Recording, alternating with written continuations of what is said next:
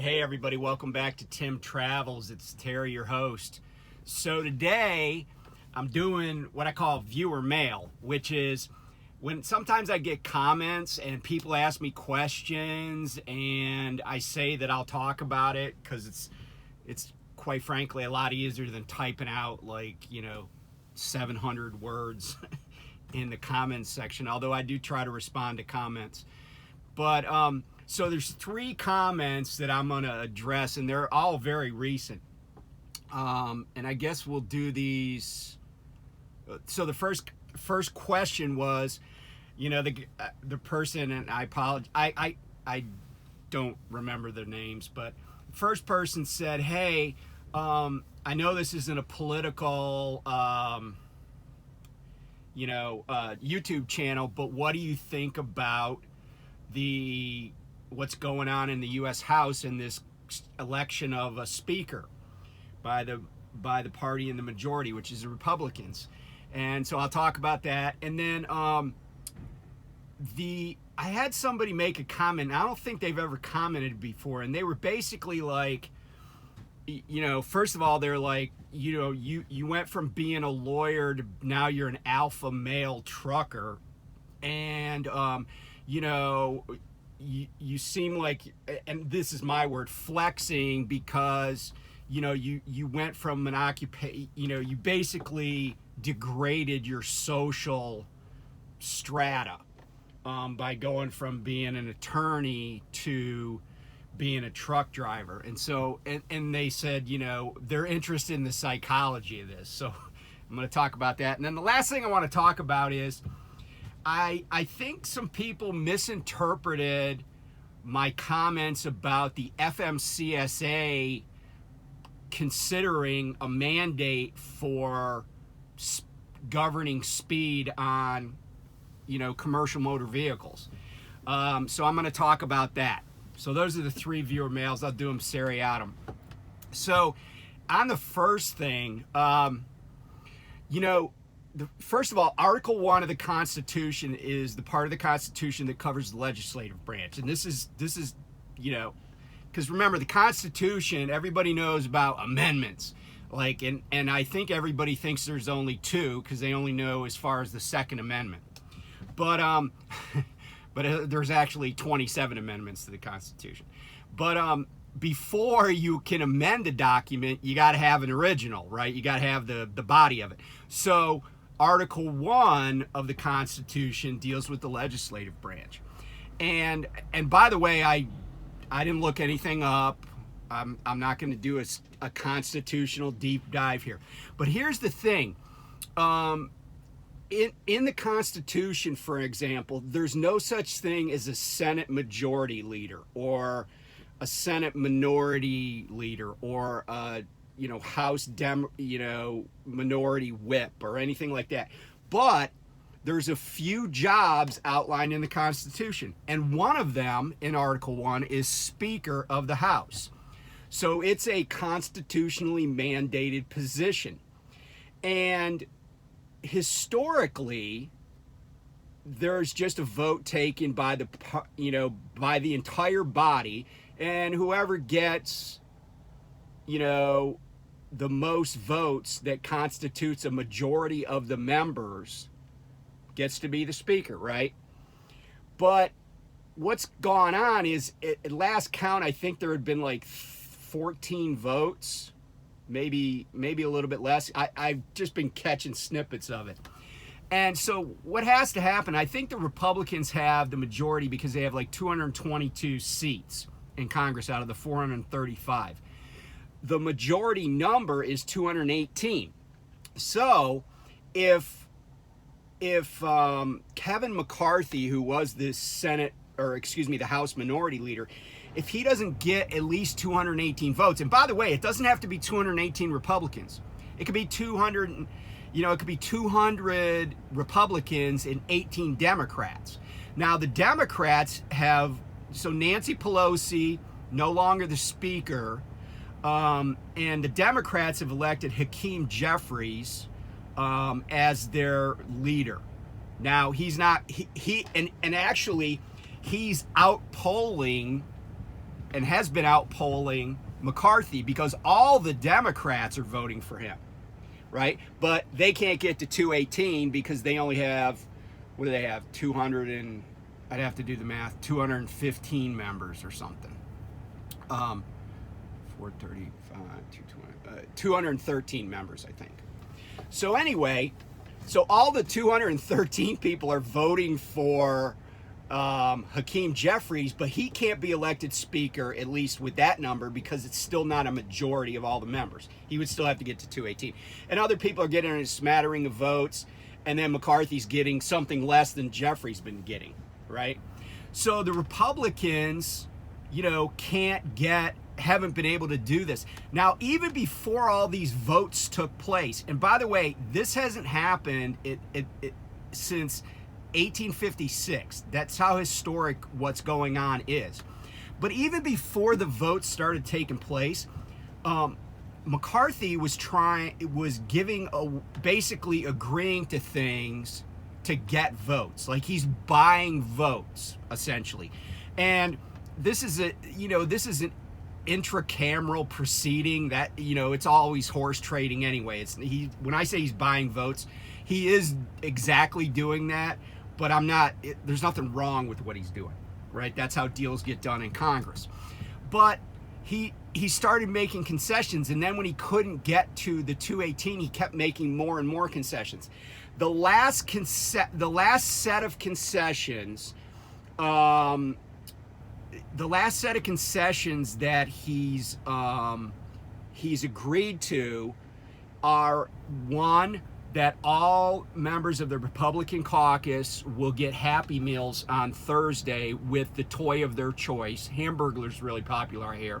Two, second concession, he is going to take congressional action to try to have Mother Teresa brought back to life.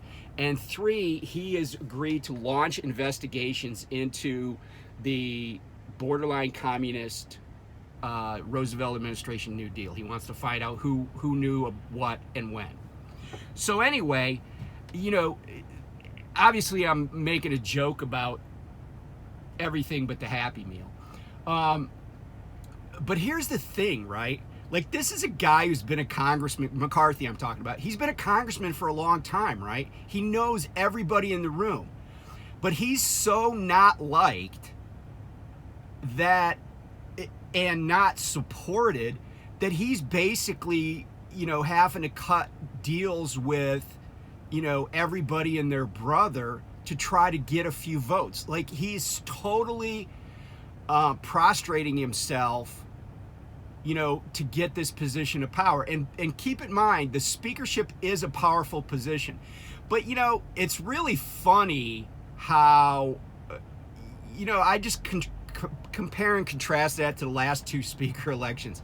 Nancy Pelosi, who is a woman in her 70s, right? And by the way, McCarthy and Pelosi are both Californians.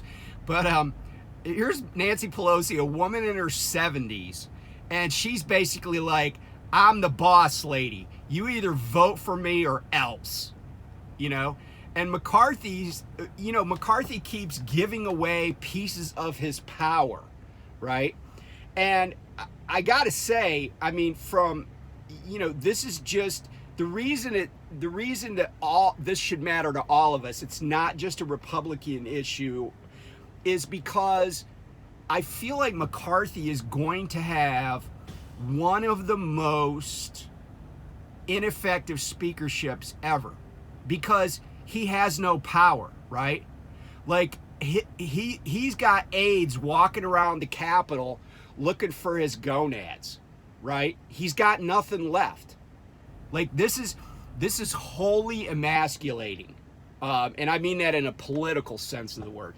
But the thing is, you look at the last, if you count him, right, the people that will have been the last three Republican speakers, the previous two quit, right? Paul Ryan and John Boehner, they quit.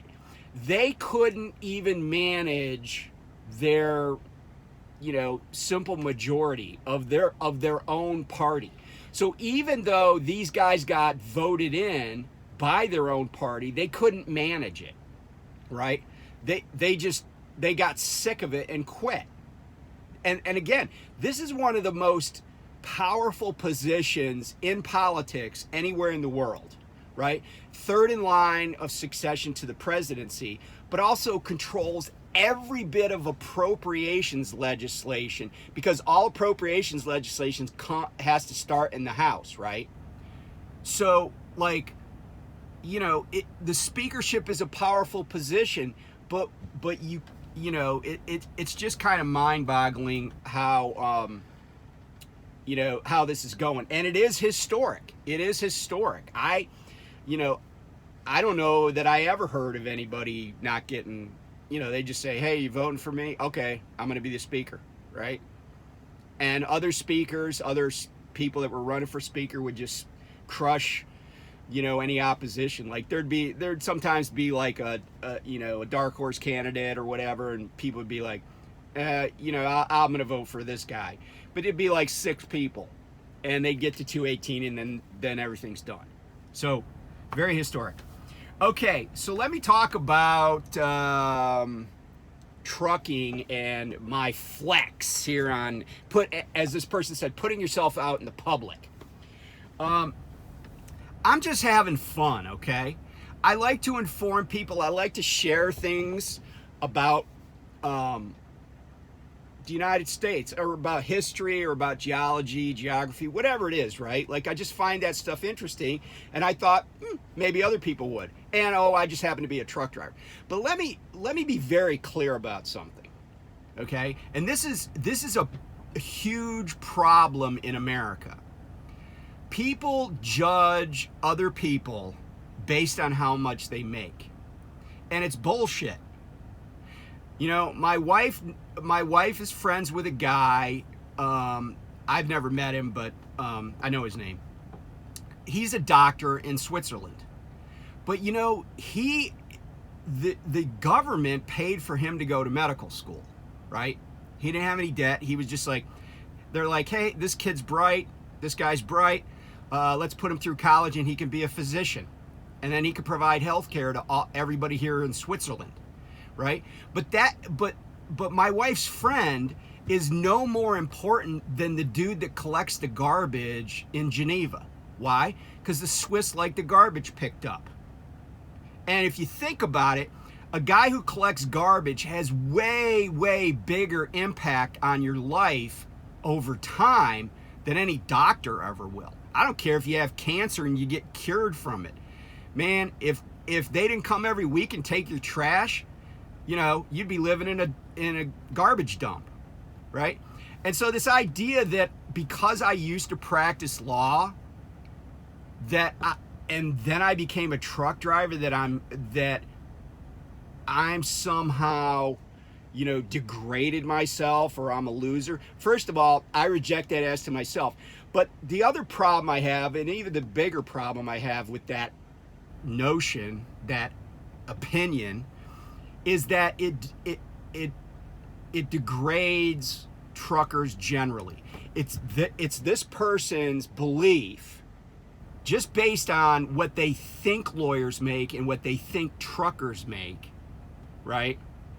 That lawyers are more important than truckers. They have a higher social strata. Now, don't get me wrong, right? The practicing law is a different job than trucking. I used to go, I used to live a different life, okay? But I've said this before, and I'll say it again. I make more money now than I did at my last law job, because I was just like a worker bee at a law firm after I closed my own firm down. I don't make as much as I have made, but that's when I had my own firm. But here's the thing to remember. I guarantee that what I make is more than probably 30% of the lawyers in America, maybe more. I used to see how a lot of prosecuting attorneys dressed. They wanted to work in the state's attorney's office or whatever, but they weren't, they looked like crap, you know, like their clothes were all threadbare, their shoes were all worn out, and, you know, a lot of them, you know, it wasn't, they just wanted to be prosecutors for whatever reason, right? And a lot of lawyers have low paying jobs and then they try to parlay that into a high paying job, right? Kind of like truckers do. But the idea that just because somebody went to law school and practices law, or even, I don't care what they are, right, that they're better than you, or that they, you know, because they, you know, drink with their pinky out, or I don't even know what people think. I mean, I kind of feel like the person that made this comment has never been, you know, I don't know, has never been to an expensive dinner or a cocktail party or whatever. And then you know, they might come back and be like, I paid $200 for dinner one time. I'm like, you know, I don't care, right? It's not about money. If your whole self-worth is predicated on money, you know, sorry about you.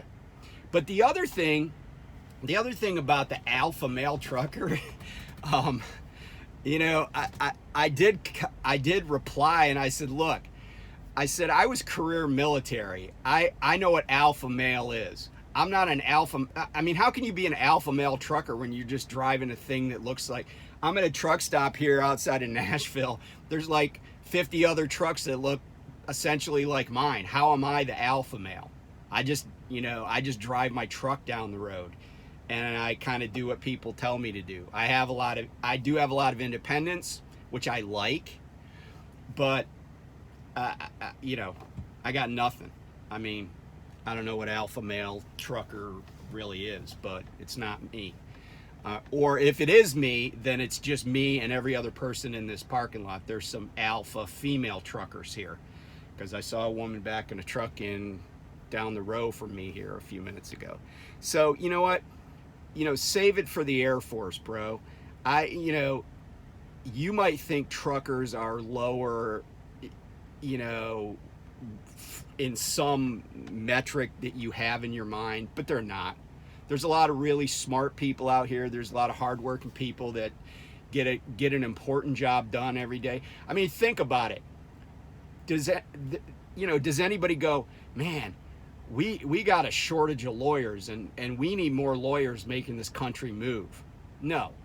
You know, truckers maybe are not compensated as much as they should be, although I think there's a very wide swing. But the thing is, there are lawyers that are, you know, I had a friend she's now a partner at a law firm in Georgia, but when we first got out of law school, she was working on a grant, you know, like she was making less than a starting school teacher with a law degree, and she's like super bright, but that was what she wanted to do. But, you know, I don't think she was, you know, dining at the best restaurants in Buckhead when she was there. So, you know, we all have things to do, and everybody's job matters, right? Having a job and doing a good job is worthy of praise, regardless of what somebody's job is, right? I mean, do you really think that a plumber, for example, is more important or less important than, say, a doctor or a lawyer? Because I don't know if you've ever had a problem with a sewer backup at your house, but trust me, you're not going to care if there's a bunch of good lawyers that you know, or a bunch of, you know, good surgeons that you know, when you need your sewer line worked on. You're going to care about the guy that's, you know, scruffy and has dirty hands, because he's the guy that knows what to do. Same with car mechanics, same with carpenters, you name it, right? You know, it's like the guy that comes and exterminates bugs at your house. Trust me, you might be a lawyer or a doctor and you might make a lot of money, but your wife's not going to be happy with you if you won't hire an exterminator. I just know that. So that's that. Okay, so let's talk about the speed thing a little bit. First of all, I don't have a strong opinion either way on a lot of stuff that I talk about, I'm just reporting it, right? I'm just sharing the information and talking about, because I'm interested in it from a rulemaking perspective, from the perspective of the law, right? Because what a lot of people fail to realize is that Congress, and I talked about Congress earlier. Congress makes laws, right?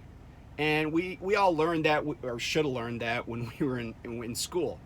But a lot of what impacts Americans on a daily basis is not lawmaking.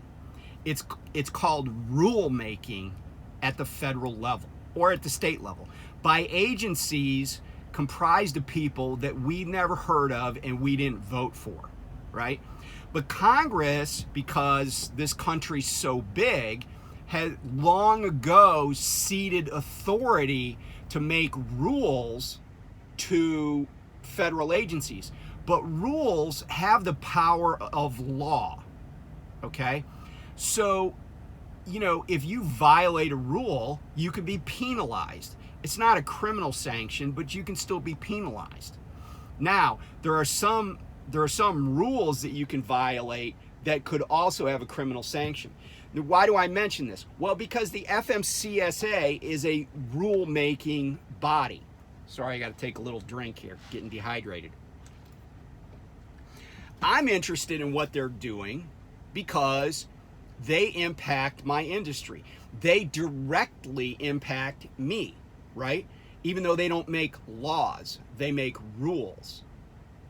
But it's of interest to me. Now, I'm interested in what they're doing, what the trucking industry is doing. I talked about the ELD mandate and some of the arguments people are making for and against it, right? I've always been under the mandate. I've never kept paper logs except for like one time my Qualcomm broke and I cobbled together a paper log in case I got pulled over until it started working again. But, it doesn't impact me. But there are people that are on paper logs that don't want to go to the ELD mandate. I know why. And it's not because to me, it's way easier to just let the thing do its own, like it just does it automatically. I don't have to write down when I left somewhere. Excuse me. To me, I hate the system we have, but I prefer it to paper logs on it generally, right? Generally, I prefer it to paper logs. So yeah, if I don't have to write something down, I'm happy, right? But people don't want to use it. And I understand why, because people are resistant to change. But I also think it's because people fudge the numbers on the daily. But getting back to the speed limiters, right? Or governors, whatever you want to call them. So the first thing is, I didn't say, and if I gave this impression, I apologize, but I didn't say that speed is what causes accidents. Because really what I was talking about, and I know I mentioned this, is fatalities in accidents involving heavy trucks, right? So this excludes huge categories of accidents. So we're not talking about the dude on a Harley that wiped out on a curve and hit a phone pole and died. We're not talking about the lady who was going like 85 miles an hour in Los Angeles and plowed into an intersection full of cars and killed a bunch of people, right? She wasn't driving a commercial motor vehicle, right? She was just, we're not talking about the dude that was I think he was the wide receiver for the Raiders that was liquored up and driving his Corvette like, 130 miles an hour and hit a woman's car and killed her, right? We're not talking about any of those kinds of horrible incidents. We're talking about accidents with commercial motor vehicles that resulted in fatalities, right? And it could be a fatality to the driver. I told you about 2 accidents I read about where it wasn't anybody other than drivers killed. But here's the thing, and this is, and I'm bringing all this up because if you don't understand why governmental agencies do stuff or why a rule is proposed, then you can't possibly oppose it, at least in a meaningful way, right? Like guys will write into all these people put comments. You can submit comments to the FMCSA, and any rulemaking is subject to comments. You can go to any federal agency, whether it's the Federal Trade Commission, the Securities and Exchange Commission, the Federal Communication Commission, anybody, FMCSA, right? And if they got a proposed rule, you can comment on it, right? That's the law, right? That's your right as a citizen.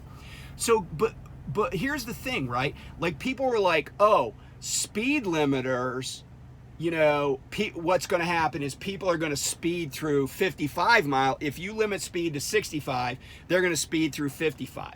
Okay, well, I understand that, right? I mean, I'm sure that when I'm going through a 55 zone, a lot of times I'm going 56. In fact, a lot of times I set my cruise at 60, and if I don't have to go somewhere as fast as I can. And by the way, my truck will only go 64 on cruise. That's the highest it'll go, because even though it says 65, I know based on a lot of data that I'm going 1 mile an hour slower than what it says. So when I set my cruise at 60, that means my truck's going 59 miles an hour, right? But if I'm in a 65 zone, I set it at 60, right? But if I come and it slows down to 55, depending on traffic, I just leave it there. Because I'm like, it's a 55 zone, I'm going 59. The odds of me getting pulled over for speeding in that instance are pretty low.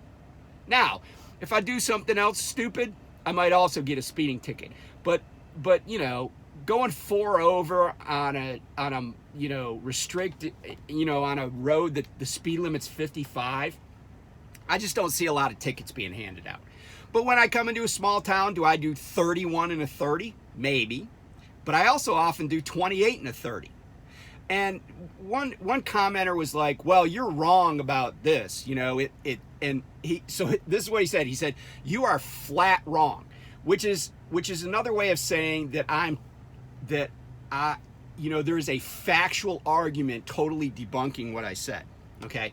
He says you're flat wrong. He doesn't give any counter argument, but then he says, but in my opinion, slow drivers cause more accidents.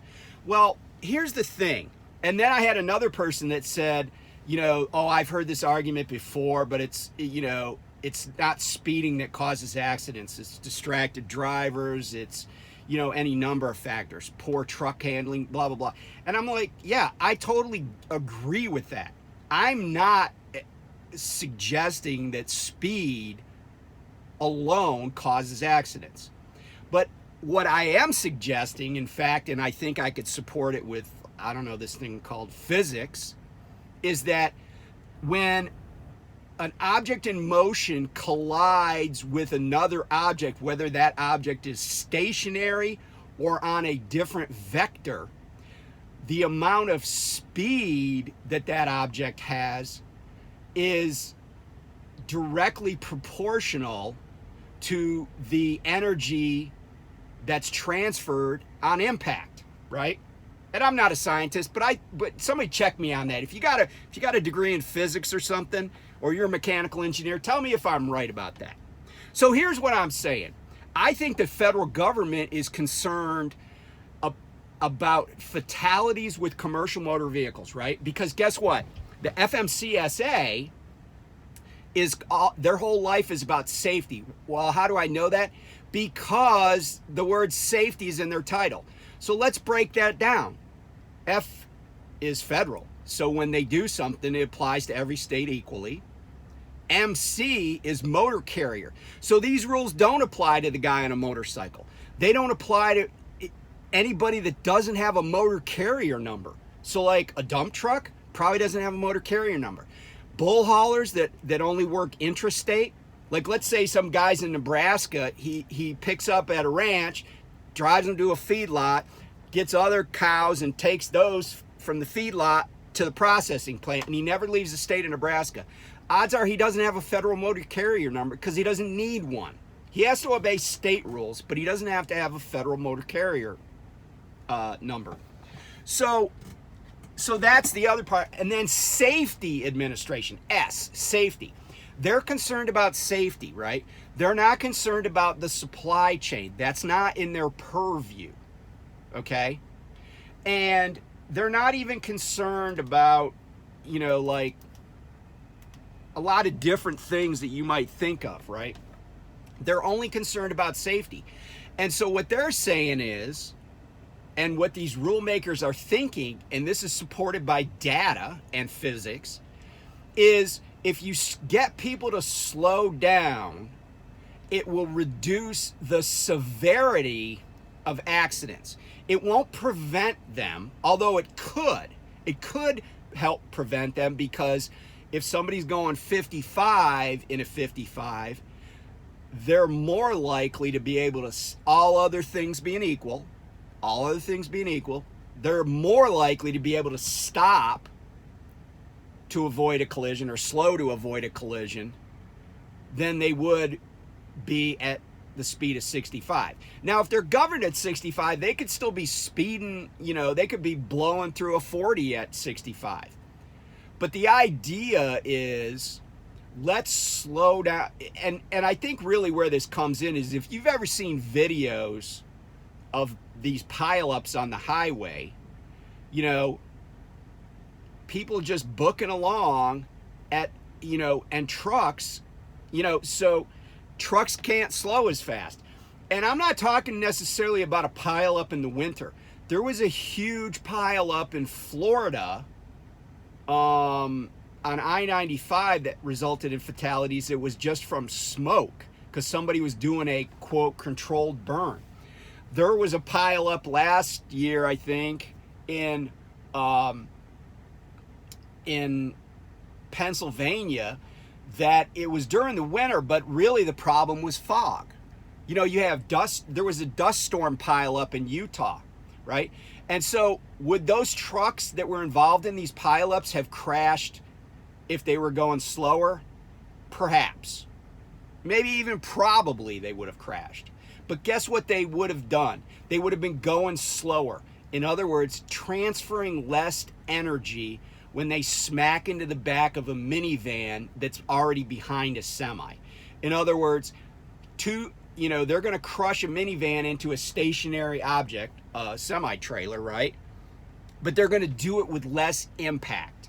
That can save lives, right? We know that. So, pay attention to what I'm saying. Pay attention to what the rule says, okay? The FMCSA is not a speed enforcement agency, right? They're a safety agency. In other words, they're not law enforcement. They're a rulemaking body. Now, the rules eventually have the force of law. But if they limit speed and, the data shows that it saves lives, then anybody who says that, it doesn't matter, well, whoever's life was spared is probably going to think otherwise.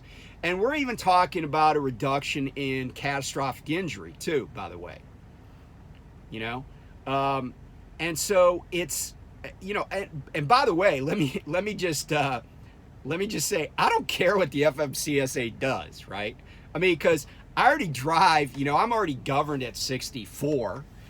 I can't imagine that whatever they govern, and I think they're going to do it, by the way, but I can't imagine that whatever they govern commercial motor vehicles at is going to be below the speed that I'm already able to go.